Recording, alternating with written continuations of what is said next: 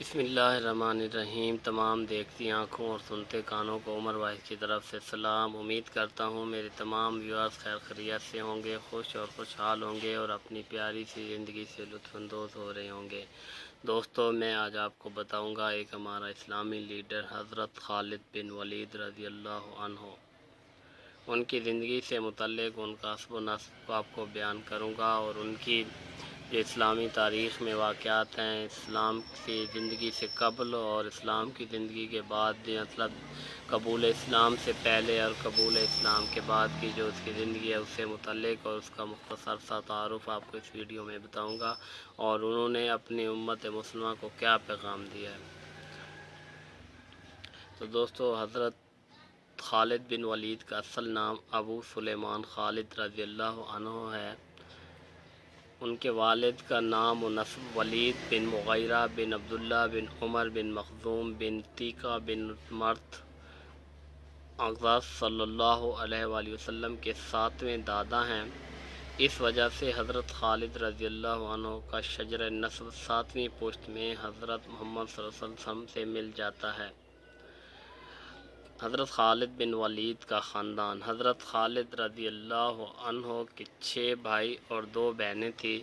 آپ رضی اللہ عنہ کے بھائیوں میں حشام اور ولید مسلمان ہوئے۔ بہنوں میں سے ایک کی شادی حضرت صفوان بن امیہ کے ساتھ ہوئی تھی اور دوسری کی حارث بن حشام کے ساتھ۔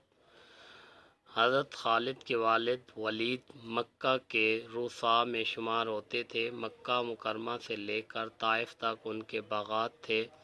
آپ رضی اللہ عنہ کا تعلق فخروم قبیلے سے تھا، جو قریش کے قبیلہ بنو ہاشم کے بعد مرتبے میں دوسرے نمبر پر تھا۔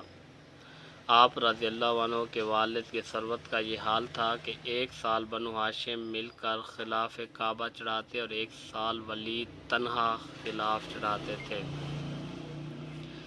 حضرت خالد بن ولید کی بچپن میں اور تربیت۔ عرب کے رواج کے مطابق حضرت خالد رضی اللہ عنہ کی پرورش بھی مکہ مکرمہ سے باہر دیہاتی ماحول میں ہوئی۔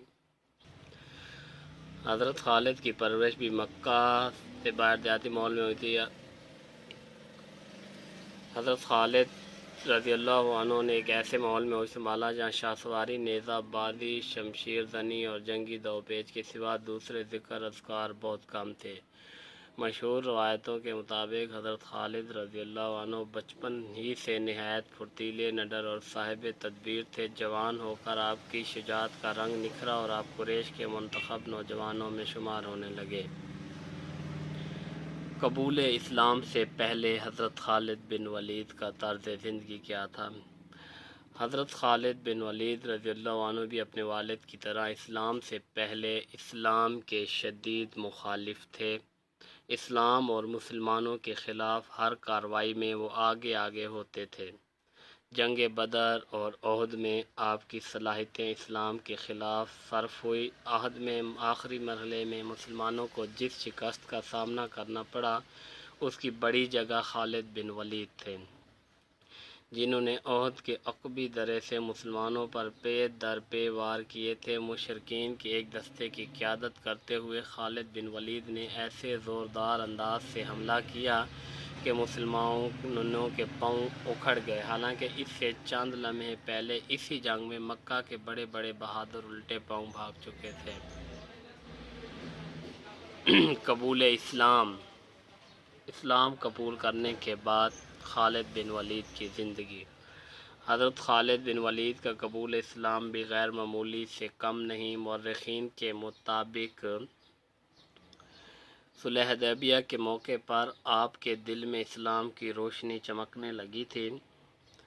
صلح حدیبیہ ایک تاریخی واقعہ ہے جس کے ذریعے عرب کے بڑے بڑے سورما اسلام کے ذل و عاطفت میں جگہ پا گئے۔ حضرت خالد بن ولید کے دل میں بھی غیر محسوس طور پر اسلام سے محبت پرورش پا رہی تھی۔ حضرت خالد کے دل میں بھی غیر محسوس طور پر اسلام سے محبت پرورش پا رہی تھی، اور وہ دل و جان سے یہ بات محسوس کرتے تھے کہ کسی نہ کسی وقت سارے عرب اسلام کا پرچم بلند کر دیں گے، بلند ہونے والا ہے۔ تو حضرت خالد بن ولید کافی جوشیلے نوجوان تھے۔ ان کی سچائی، بے نفسی، سادگی، حسن و سلوک، رعب و جلال اور فکر و نظر کی جاذبیت دیکھ کر کافی لوگ حد درجہ متاثر ہوئے۔ آپ صلی اللہ علیہ وسلم بھی آپ کی صلاحیتوں سے بے خبر نہ تھے۔